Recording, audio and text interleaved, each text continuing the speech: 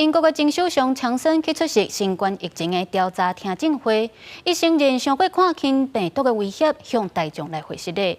强森嘛强调讲，因已经尽全力做甲上好来应对疫情。不过听证会期间，就在场嘅民众起抗议，场外冒死者嘅家属来要求爱追究责任。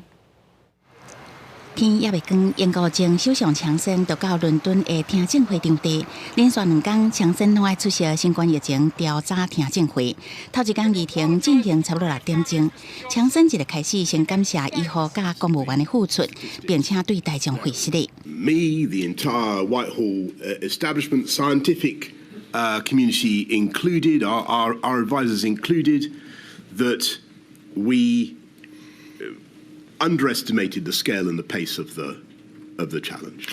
新冠疫情夺走英国超过23万人的性命，是欧洲死亡人数上侪国家之一。英国也是欧洲疾病封城时间上长、手段上严的国家之一。面对这个是不是因为上万封城才会致使疫情失控？强森除了做解说，情绪嘛要激动后电。We have to be realistic about 2020, the whole year, that whole tragic year. We did lock down, but then it bounced back after we'd unlocked. Inevitably, we got some things wrong.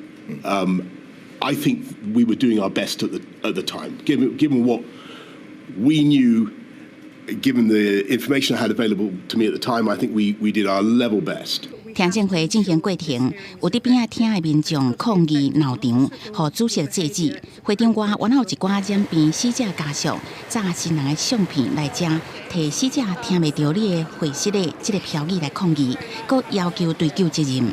It's insulting attitude to the vulnerable, to the poor, to the ill, to the elderly in this country. The elderly were treated as toxic waste. They should not have been left to die, often on their own in care homes. 调查显示，强森甲伊的顾问伫通讯软体对话内底充满一寡歹听话，暗过叫强森否认。伊讲消息内底这言辞只是回应咱人对疫情真大不安。公司新闻陈伟仁编译。